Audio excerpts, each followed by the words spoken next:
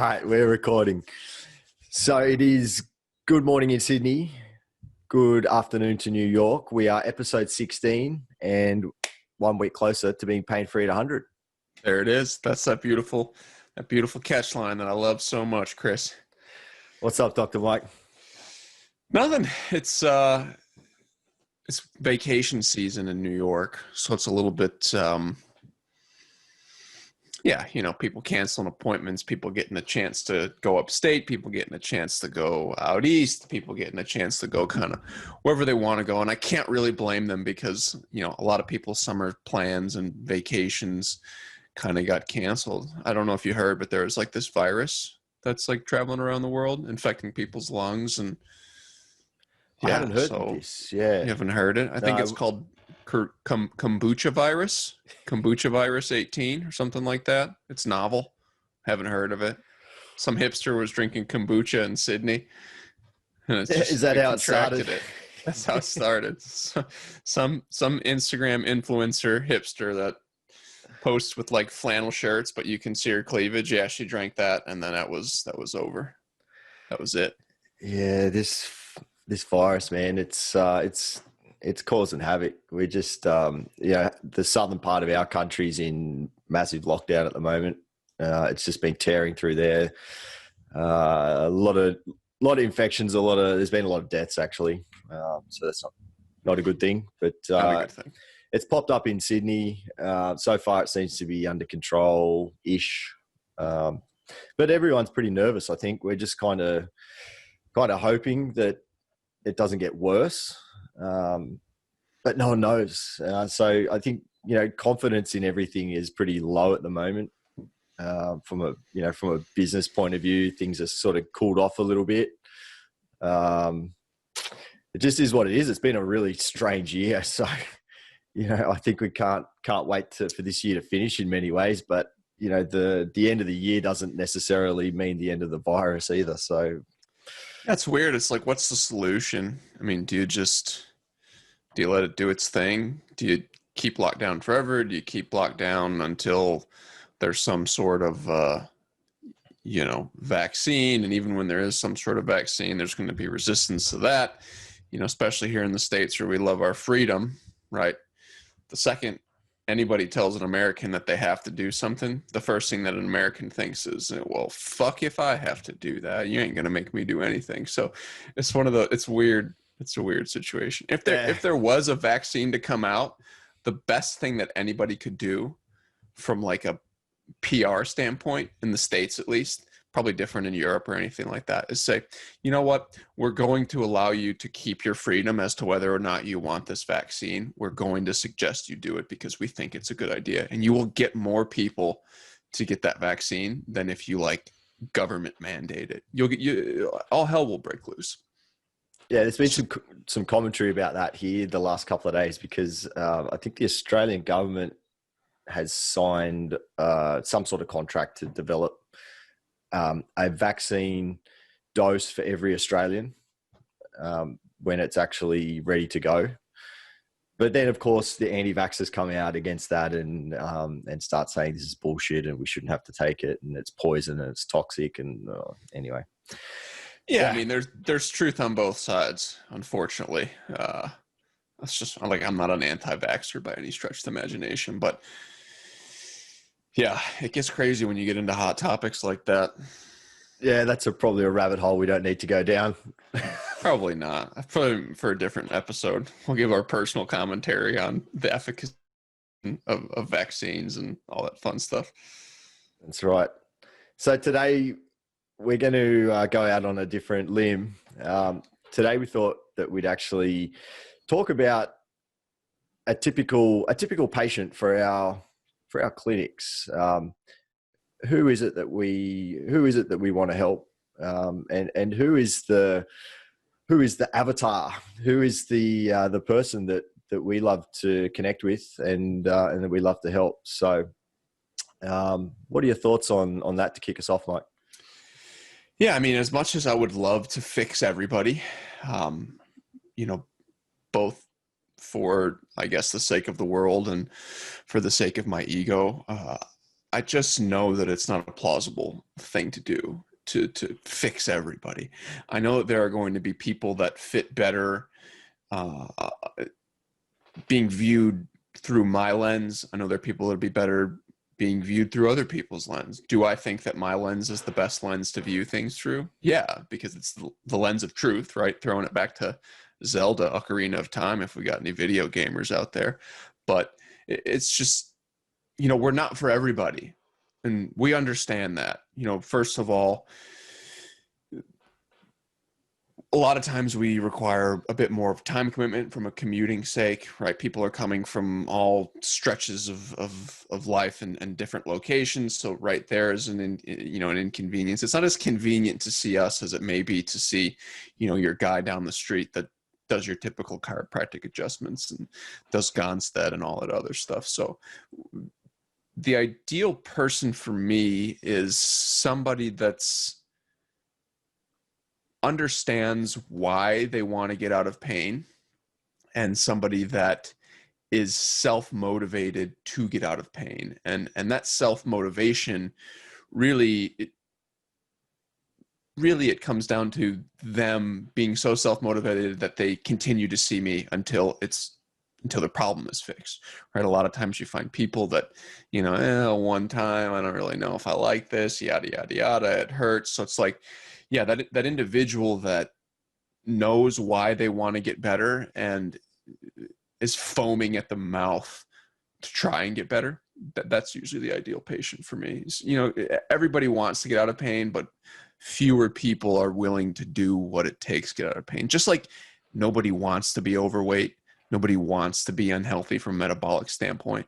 But when you look at the world and you see the amount of heavy and unhealthy people that we have, you start to understand that there's a difference between saying you want to and doing what needs to be done to actually make that an actionable, life change.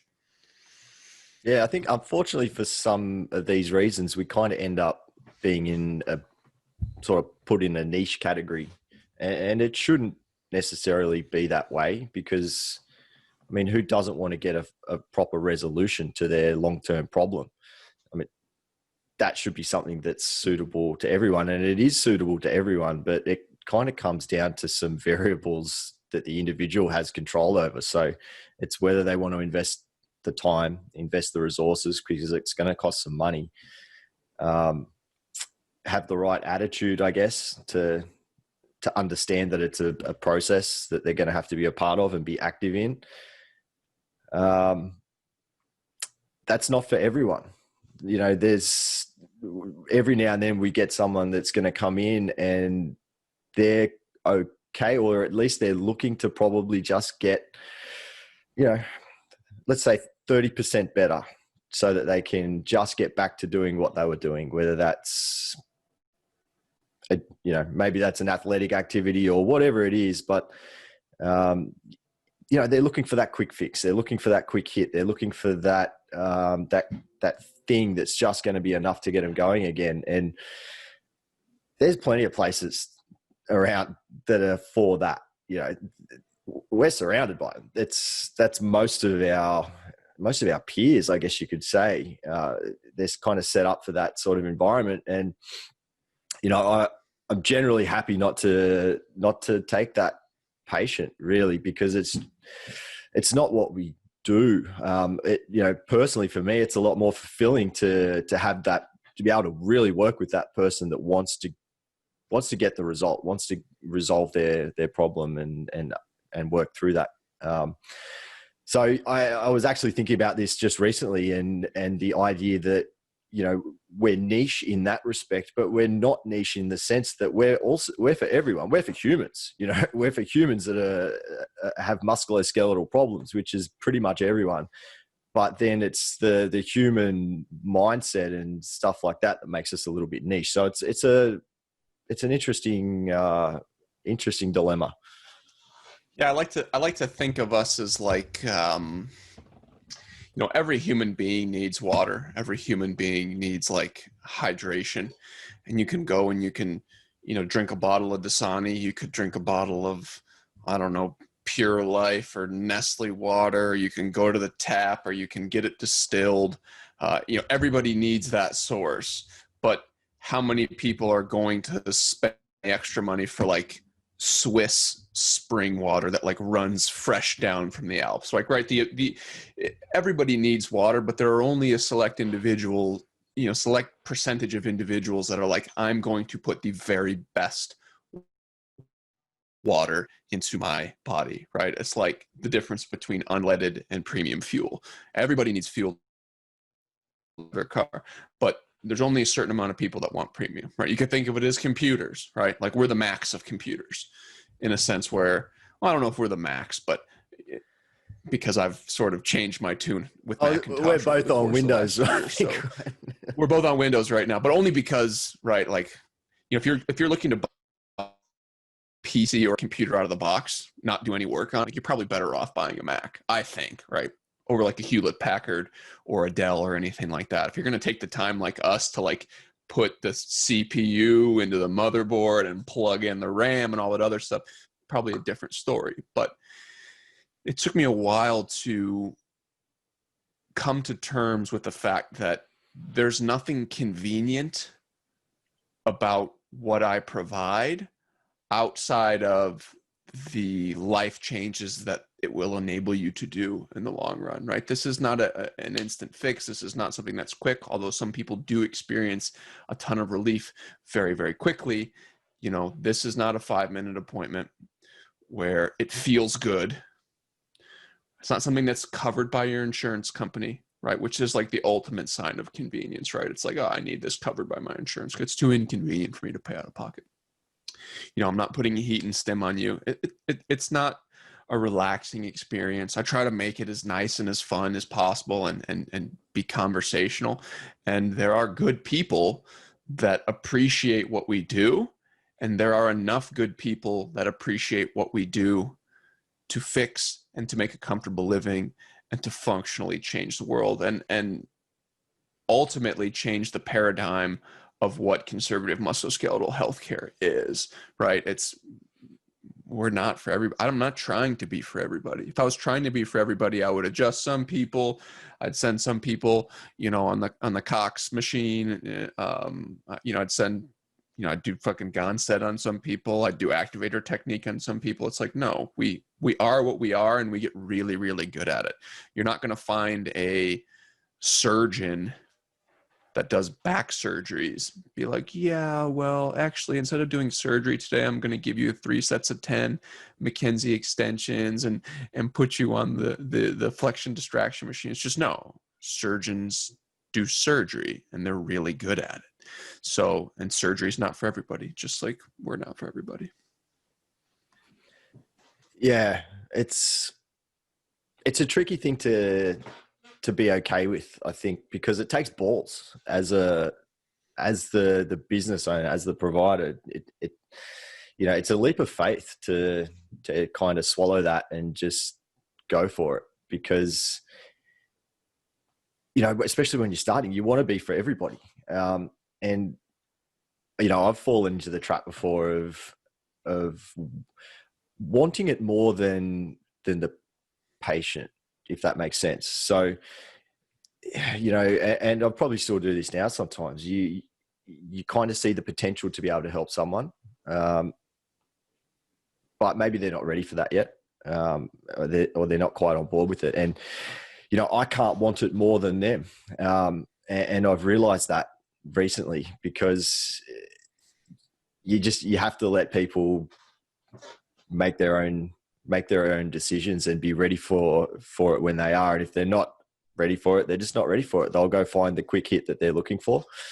So yeah, man, it takes big kahunas, I think, just to be confident in it and just be ready to go. And it's a tough pill to swallow. I think it has been for me anyway, just to have some faith and let it happen. And it ebbs and flows. But it's very rewarding when that right person comes in, and the right person is someone that has probably been through the ringer a little bit. They've probably, they've tried a few different options, right? they've been dealing with this for longer than 3 to 6 months. They walked through a few different offices already before they find us. And in many respects, it's the end of the line in some respects, because they've kind of tapped out a lot of the conservative options. May have even had surgical consult to the point where they've been told that, the next thing that you need is this. So there's not much left, really. So at that stage, they're ready to appreciate a good option, I guess. But, it's a shame that it has to take that path, Yeah, I mean, it's just the human condition. We are programmed to try and do the easiest thing until, it's not easy anymore, right? Like when people see me, very often it's I fix them or they get surgery. And there's no more black and white decision out there than that. And that's when, unfortunately, you get people that they really buy in at that point. And you're like, yeah, if this doesn't work, I'm confident that you need to be cut open with a scalpel and operated on. And all of a sudden it's like, oh, yeah, maybe I should pay attention to this guy. It's tough. You wish it didn't have to get to that point, right? You wish you didn't.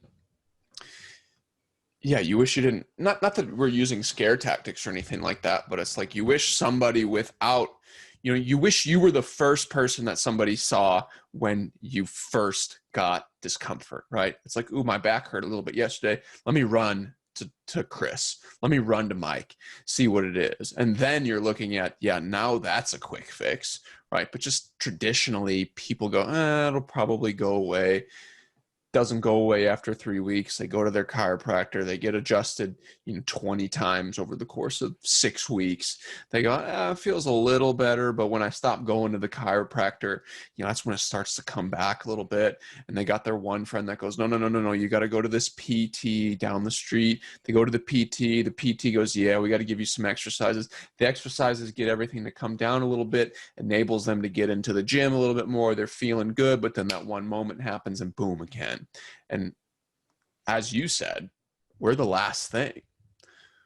Finally, it's like, okay, I need to find a solution. And if they're lucky enough to live near us, or if they're lucky enough to have had a friend that's been like, no, trust me, this guy's different, or no, trust me, this gal is different, then they come to us and, more times than not, I would say 90% of the time we get them actionable improvements. You wish it didn't have to go that long. You wish you could fix them right away. And it's like a relationship. It's like dating almost. Like that first visit is like a first date. And you're like, like, first of all, does this person need me? Right? Just like on a first date, you're like, does this chick like me? Right? You're kind of thinking about it. You're like, how do I not come on too strong? How do I make it seem like, I'm the one holding the cards here?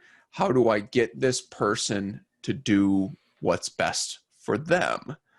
Which is ultimately what a date is, right? Like a date is you being there being like, I'm the one for this chick, right? Or I'm the one that this chick wants. How do I convince her that it's a good idea for her to continue seeing me? That's what functionally a new patient exam is. And sometimes it works out well, right? You get like the marriage equivalent of a patient coming in.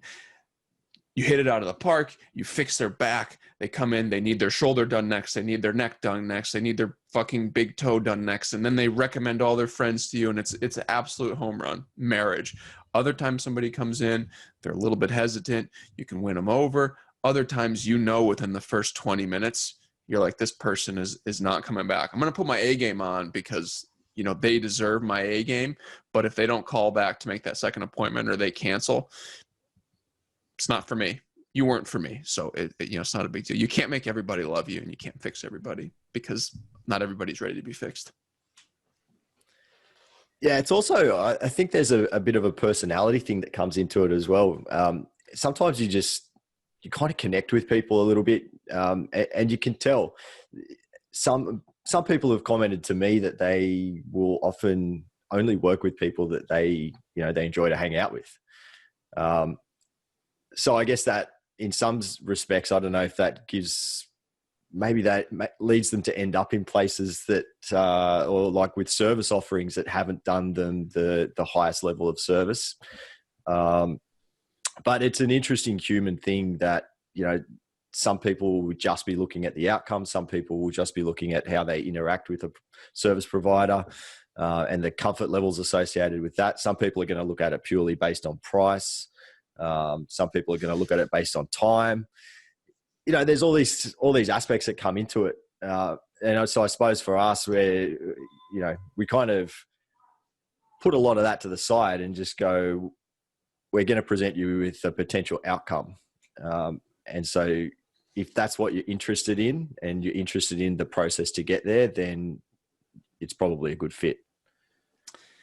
Yeah. And you want to feel buy-in from that individual, because the biggest mistake that I made at the beginning was just like spending so much time chasing people down and calling them back and doing this. And I had a big old recall list, and I'd go through it every week and spend a lot of energy trying to get these patients, back on schedule, when, at the end of the day, it just wasn't worth my time. You'd call 20 people and you'd get one person back on. They'd see one visit and they go, no, I'll call you with my schedule and yada, yada. So you have to develop that understanding and that thick skin. It's like, yeah, this person's just not for me. I did everything that I could. They're just, it's not you, it's me, right? Another relationship, I guess, analogy, except it's not me, it's you. We can just flip it around, which is what everybody really means to be saying when they say it's not you, it's me. Yeah, it's really just like, insert the Seinfeld clip right now.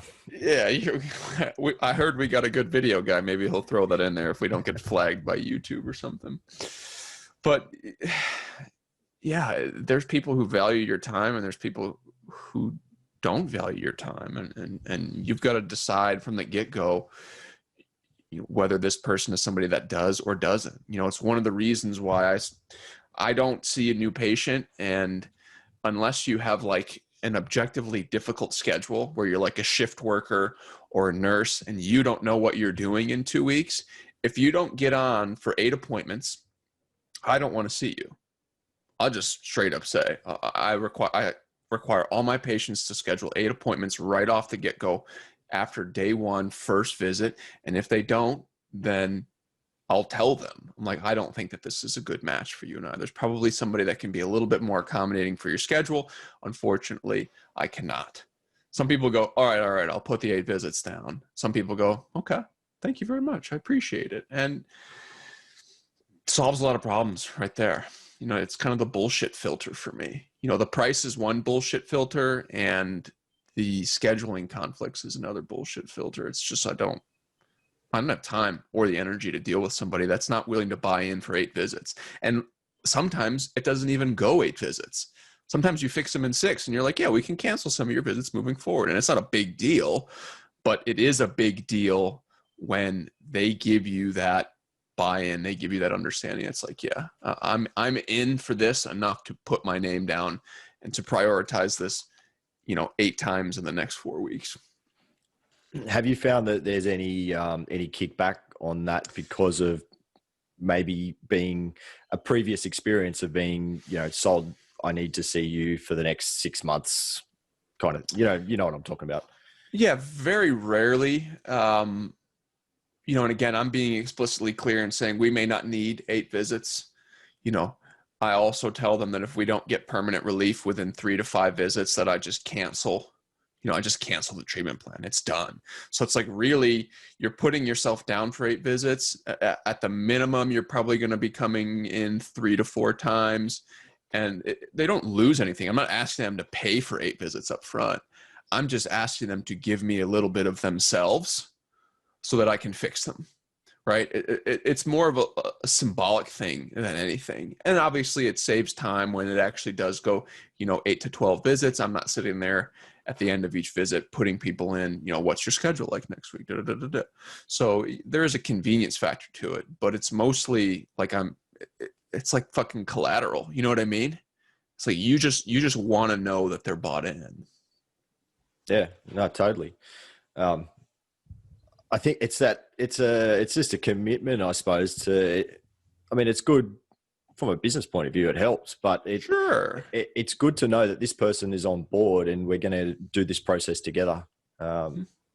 Because otherwise, the risk is that you feel a little bit better after 2 to 3 visits, or you may feel a lot better. And for some people that's enough. But that outcome's not the right one, because they're going to land back in the same problem again. And this is the problem. This is the cycle. This is the merry-go-round in sort of modern musculoskeletal care. These people have already been on that merry-go-round for a long time. And so you kind of get used to that idea that, maybe this problem just doesn't go away, unfortunately. But there are solutions. Yeah, there are. And you've got to see through the entire treatment plan. If you trust that doctor enough to get you in and out in a timely manner and efficiently treat your condition, there's a reason why he or she is asking you to come back. And he should be showing you, why he wants you to come back, or explaining to you the process of why it's there. And if you're a patient and you come 2 to 3 visits, you feel good, and then you're hurt again in 3 weeks, like, who do you perceive to be at fault? Not yourself, right? Couldn't possibly be you. You self-discharged, and now you're hurting again 3 weeks later. So it's like, you're not going to go back to that guy. You're not going to go back to the guy that gave you the best opportunity to feel better permanently, right? So it's like you and the doctor are both looking for the same thing. And that's for you to be better. And the doctor understands that if you're better, you're more likely to get your mom, your dad, your sister-in-law, everybody in there. There's no incentive to drag out a treatment plan. It just doesn't make sense. It's a really short-sighted thing. So, I guess the moral of this story is, both the doctor and the patient need to have the end goal in mind. They need to be stifling their human tendency for a quick fix, right? And they need to be able to say, yeah, I'm going to do this for sustainability's sake, and anything that sounds too good to be true is too good to be true. So if you think of some cases that you've had that have had really good outcomes, so that, some of the ones that make you a bit warm and fuzzy when you think about them, what are some of the common traits that you could pull from that patient that you would see across all that? Is there anything that sort of stands out? Because I think people, the 6 people that are listening to this that might be thinking, where do I fit in this? Like, is this something that I resonate with? There are individuals that take ownership of their problem, first of all. They are individuals that hold their health in a high regard. So an individual where I was like, list your top 5 priorities. Health would show up there. Maybe behind family, maybe behind, professional life, but health comes to mind in the top 5 characteristics. They're individuals that have enough flexibility from a financial standpoint to invest in this, right? We can't deny that. This is not something that, if you're living paycheck to paycheck, you can afford to shell out $500 a month or $600 a month just to sort through this. And it's hard to explain, but good people. I can't explain it any more than that. People with vibrant personalities, people who really believe that they can get better, people who understand from a realistic standpoint the expectations. They get what pain means to their life. They just, whenever I look at somebody, I always think they either get it or they don't. It's like a very unfair way to judge somebody, but like I can't always like depress that human instinct to me, and they get it, and some of that is me helping them understand it, and some of that is a willingness to want to learn about it and to want to understand. So Does that kind of answer your question? It's vague, Yeah. but there's this Yeah. feeling that you get when somebody walks in, you're like, all right, this dude's got it. You know, like I had a new patient on Monday and I'm like, I don't know if he's going to get it. Jury's still out, but I had a new patient on Friday. She drove from, you know, the Upper East Side or took planes, trains, and automobiles to get here. And within 5 minutes, I was like, oh, this chick's going to kill it. Right. You know, and not only am I fixing her hip and her hamstring, but she's like, can I come in double, you know, can I come in 3 to 4 times a week so you can fix my hamstring and my shoulder at the same time? So it's like that individual is going to get better. You know, she's a fitness influencer. She understands the value of her body. She gets that, like, this is on her. It's her responsibility to come. She has the financial means, and fitness is her life.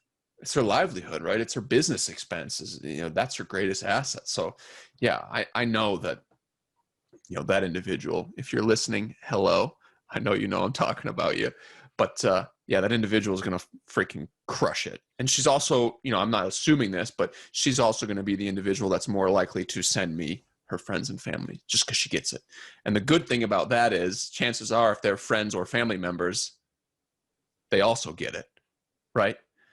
You know, like that's a beautiful thing about referrals is that, you know, you get a referral from a good person. Chances are they're also referring a good person. If you get somebody from, you know, the Instagram drip or Facebook ad drip, or even Google searching you, somebody that's in your town and was like, oh, I typed in chiropractor in Google and I found you, like that person's not going to be as high quality as a referral. Most cases. Sometimes you get lucky.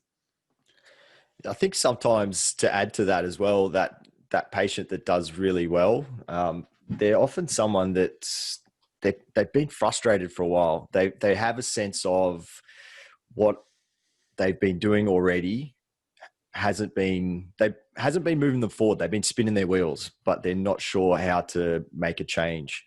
They're not sure who they're looking for. They're not sure what to find, and they kind of stumble on us a lot of the time by accident. So it might be a keyword in Google or something that stands out, and they're a bit tentative, but they reach out. And usually they're kind of ready to go because you can see when you talk to them that they start putting it together. They start to understand.